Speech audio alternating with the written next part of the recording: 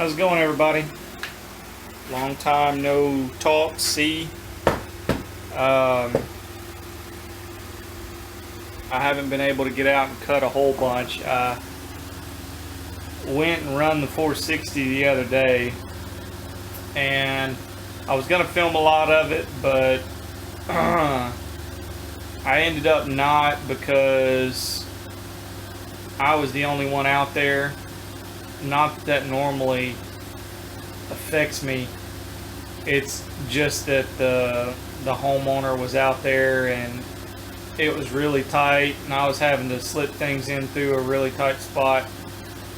And I don't know, some days you just don't feel like toting a camera around on your head, you know. But I did.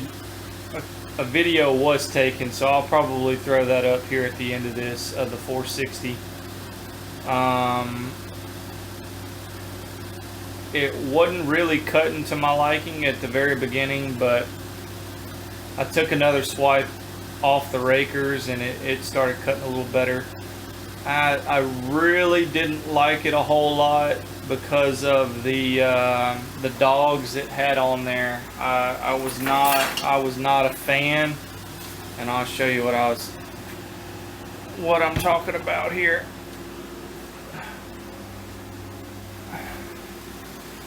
Okay, so these are you could probably call them Euro dogs. That's what I would call them. The Euro dogs look like this. I have some on my 880.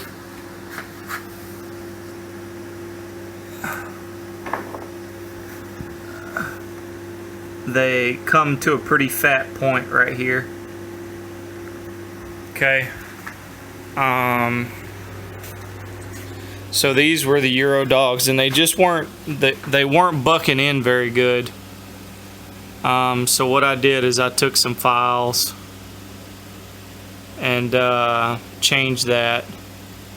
I put a pretty big gullet in here, so now it's got an upward point here, and it should be able to hold on to an underbuck a lot better now than it did.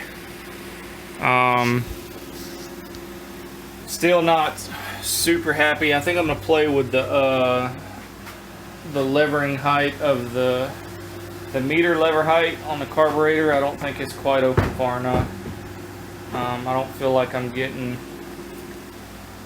as much fuel at high speeds as I should. So I'm gonna look at the Walbro, look up the Walbro documentation, and then adjust it accordingly.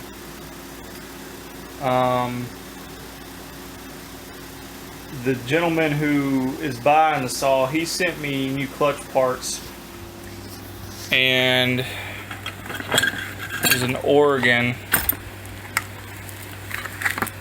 and I will say that I'm not too happy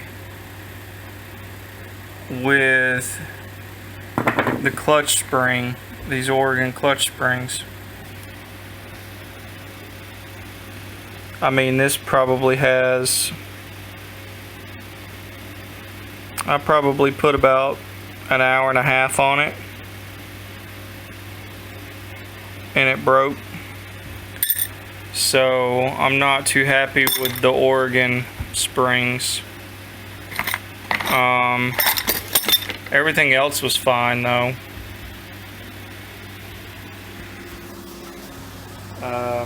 I ended up using a rebuilt carburetor he sent me also, and I'd gotten this brand new carburetor thinking that it was a carburation issue.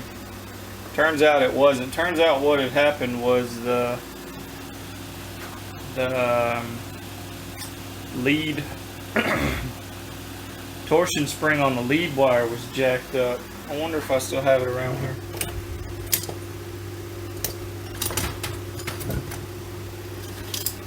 Yeah, here it is. So this is kind of what it looked like. I kind of exacerbated it when I pulled it out, but it just wasn't.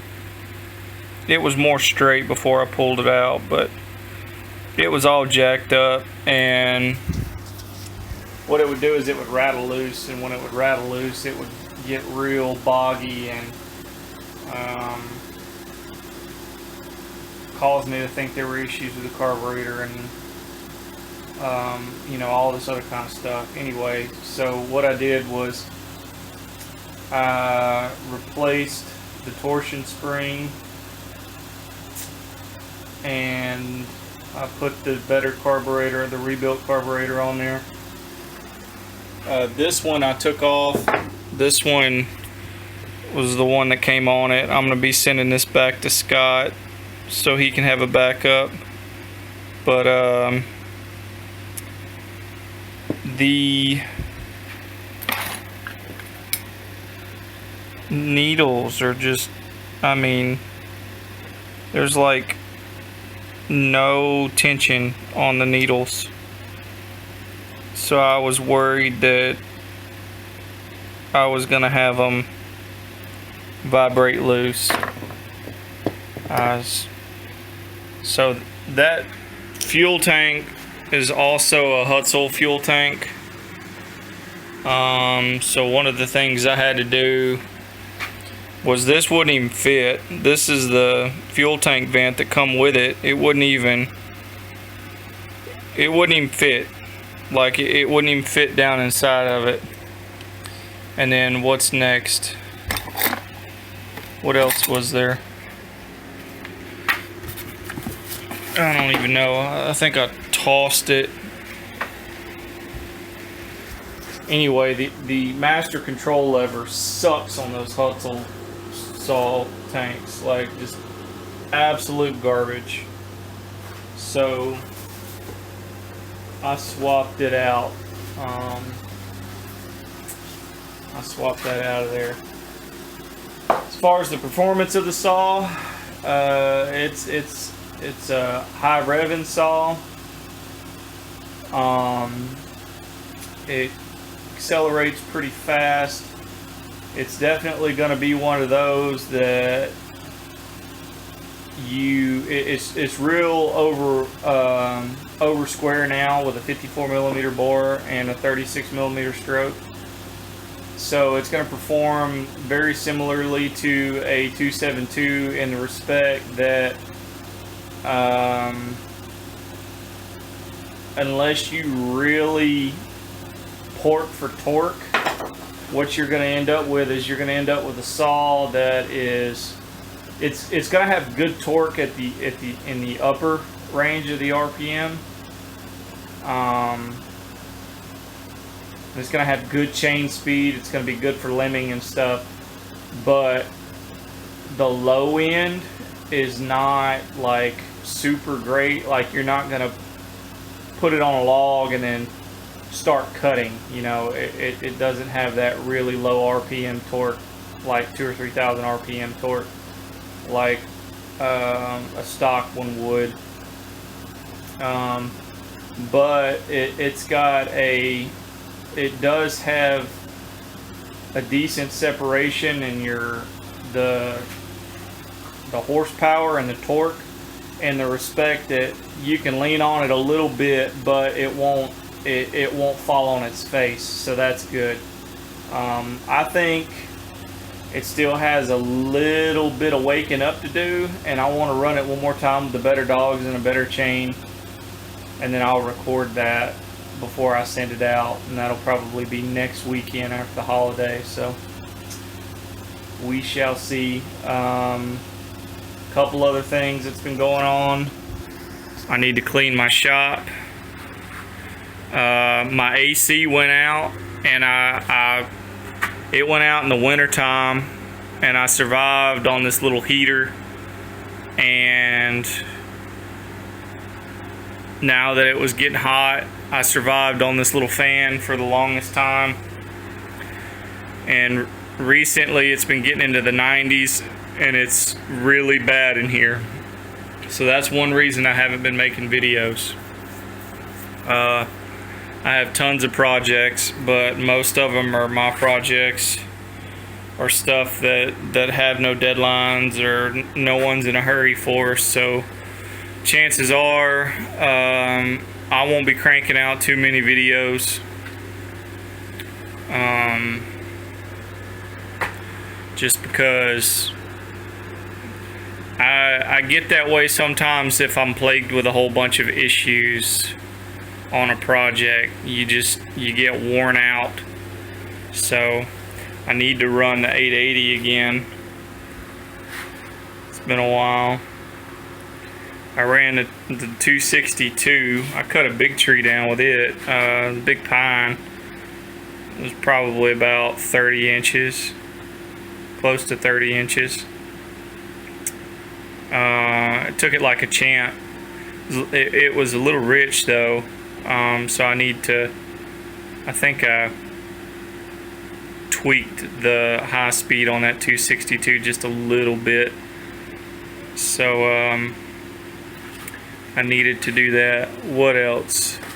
I have plans for this 265. I need to get that 038. I need to redo just about every single one of these.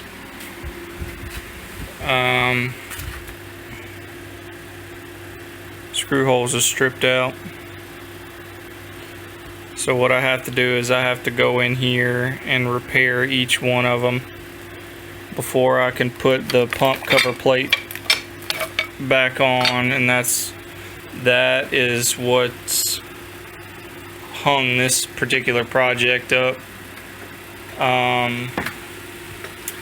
I've been weighing and measuring a bunch of pistons for piston swaps. I have a little book now that I'm keeping all the measurements and stuff in for piston swaps. Matter of fact, we have a fella here local contact me. He's contacted me a few times before, but and mentioned he wanted me to do his saw, but I told him, I mean, he's close enough, he could do it himself. So, and that's the thing, like, I'm not in this to make a whole bunch of money or anything like that. I'm not going to tell you that you can't do it, you need to send your saw to me, or you're going to mess it up, or whatever. Some people may think I'm trying to steal people's money because of how I do things. It's not the same way as other people, so, you know, I'm a hack, whatever. But I'm not in this for the money. I'm not in it to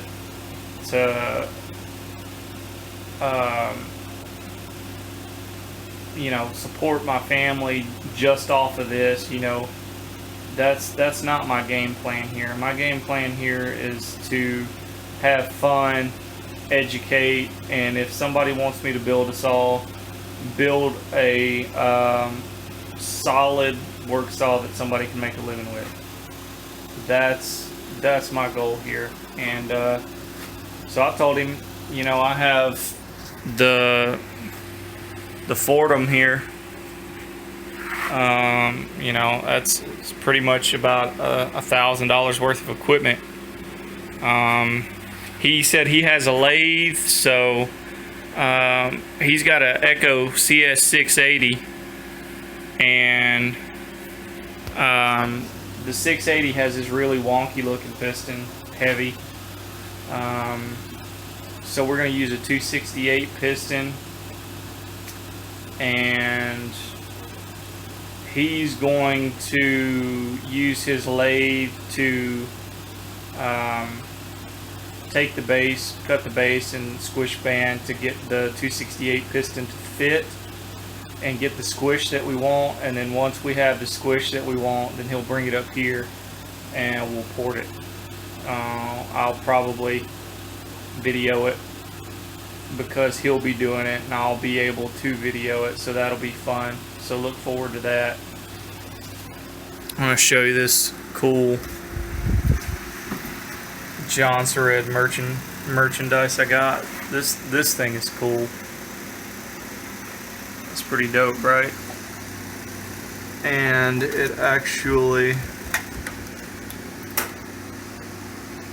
it works. How cool is that, right? So yeah, that's been my life in a nutshell. Also have this 22, or not 22, this Johnson Red 2159 I need to do something with. It's the one I burn up. I need to redo it. I think I'm going to redo it and keep it. Then I'll have 2159, 2065, 2171, and then I'm working on getting a 2185. So I'll have pretty much all my bases covered. But yeah, so long story short, videos haven't been flowing because it's been too hot in my shop to film. Been a lot going on the weekend, so I haven't been able to get out and cut. And then previously, COVID. So, yeah. Anyway, y'all stay safe. Have a good one. Happy 4th of July.